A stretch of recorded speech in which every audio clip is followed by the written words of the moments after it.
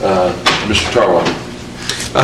Mr. Rizzo, I understand that on Friday there was a request and for records or something that went on from the clerk's office, where a member of the staff was kind of got a little belligerent and was trying to get trying to cause a scene.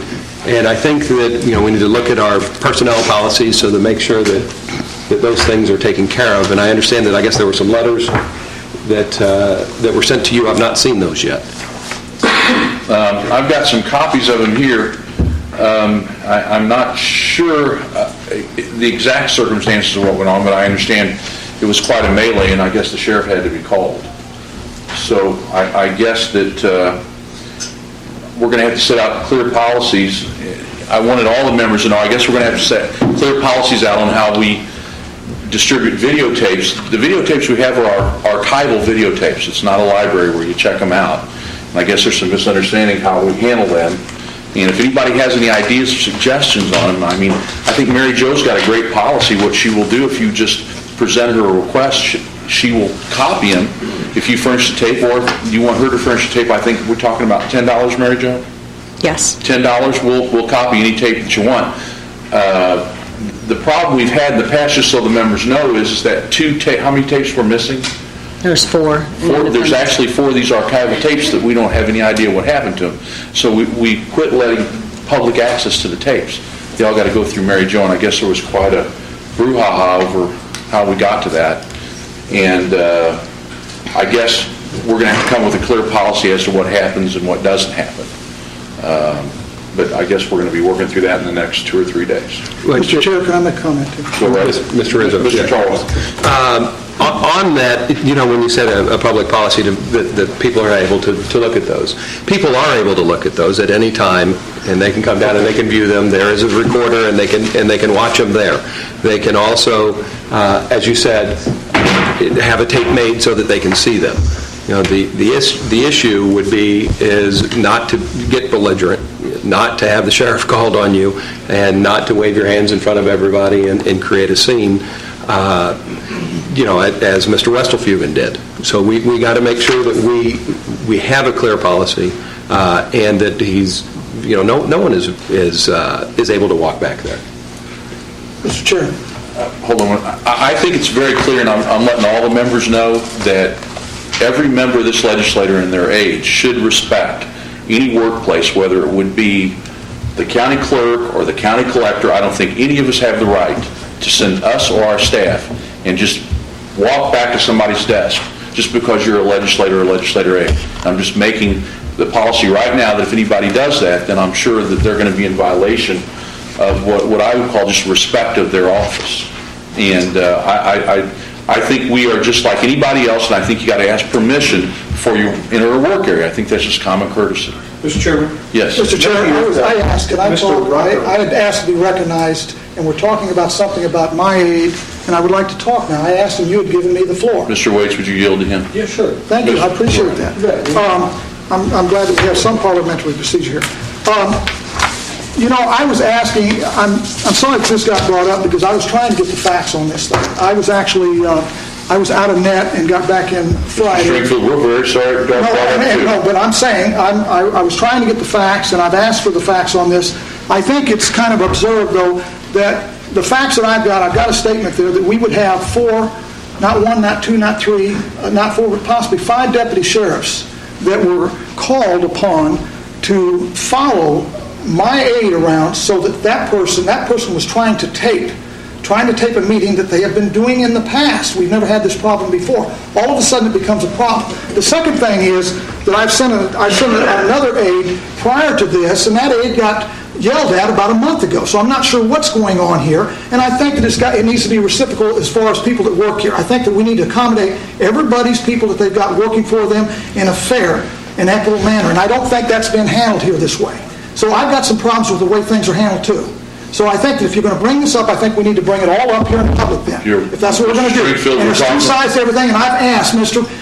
Rizzo, I have asked for statements on this, and I will get them, and we will investigate the statements on this. Now there has been Mr. Woodsboro-Fugen's name now has been brought up in this. Mr. Tarwater just brought it up. These are I was public hoping- records. Yeah, but now Mr. Witzbofugen should be able to Mr. defend himself. Stringfield, would His you name rather was us brought go, up. Mr. Stringfield, would you rather us go in closed session? Hey, if you Would give you rather- 24-hour notice... Yes or no, would you rather us go in closed session? I would probably vote no with what's Okay. happening in the past. I'm I gonna tell guess you leave us no choice here. But but I'm go telling you, ahead. if you want to go closed session, you just... No, go my right ahead. question was, do you want to go in closed session? No, but you asked Okay. me. So the These are- question is, are you going to go? Mr. Stringfield, you don't have to yell at me. No, I've got the floor. Now, did you get the floor? I have the right to ask you a question, don't I? Mr. Urbanus, you have got an ordinance, or you've got a resolution that says, when the chairman speaks, he has to turn it over to another person. You had that voted in about 10 years ago. We haven't followed that, but all of a sudden, he can come in and pipe in on me while I'm We are in talking. hearings, Mr. Stringfield, I can talk in hearings. You need to ask for the floor. Can I have a point of order there, Mr. Rucker? Do I have the floor or do I not? Mr. The chairman is in control of the discussion. Yeah. We have an ordinance that says before the chairman comes in, he has to relinquish Mr. his chair. Stringfield, it's the policy of the chair that this is a public records request. That's right, and you brought someone's Okay, name up will you in here. let- Did you or did you not? Would you let me You should talk? not, no. I'm You should trying to not have make a brought his statement. name up in here, and that should not have been brought up in a Okay, public would you let hearing. me make a statement?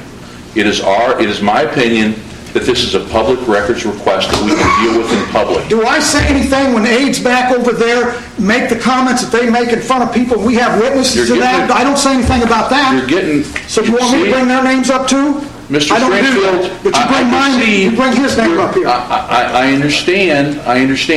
Yeah, it's funny, Mr. Spence. It happens to be your aide. It's real funny, isn't it?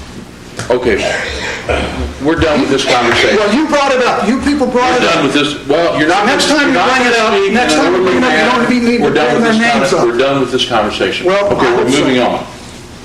Communications... Yes. Mr. Chairman. I'm sorry, Mr. Wick. Just to follow up, if the county councilor wanted to put together some kind of a proposed rule and maybe forward any kind of proposed resolution to the Rules Committee so we could review what might be the appropriate, and get something Sure. set out so that we know where these tapes are to be kept and any issues or questions, get it in writing so everybody understands what the policy is. Yes, sir. We'll do that. That'd be great. Mr. Stringfield, and I apologize if we said anything to offend you or your aide. We're trying to solve You this shouldn't have brought problem. his name up in public like that without him defending himself. Mr. Stringfield, this is That's a uncalled public... for. That was uncalled for. This is a public body. No. He attempted to get a public record. He used your name to get that... try to Okay, then use let's that let him public speak record. then. Would you want to speak, Mr. Witzbofugen, since they brought your name up? Mr. Stringfield, you're now out of order. No, let him speak. You're out Brought his of order, name Mr. up. Stringfield. Perfection of proposed ordinances. You can't defend yourself, Mr. Amending the zoning district established pursuant to the Unified Development Code by changing from District A agricultural to District R residential ranchetta, certain 10 plus or minus acre tract, Land Use Committee. Mr. Chairman, You're out of order, Mr. Stringfield. Now, do you want us to call the sheriff on Hey, you? you do right ahead. Bring him here. Come on here. What are you going to do to him? Mr. Chairman, the Land Use Committee will hold 37:30. We're having a public hearing Thursday, 1 o'clock at Fleming Hall. This week. Okay. We have a public hearing, so 3733. Appropriating $15,000 from the appropriated surplus, the 2006 grant fund, and acceptance of a grant awarded to the Family Court Division by the National Children's Alliance for the Child Protection Center Supplement Project, covering contractual expenses needed for the program and training from January 1, 2006 through December 31st, 2006. Health and Justice Committee. Mr. Chairman, the committee has recommended this ordinance for perfection. Okay. Without any objection, shall we put on... I object. Okay.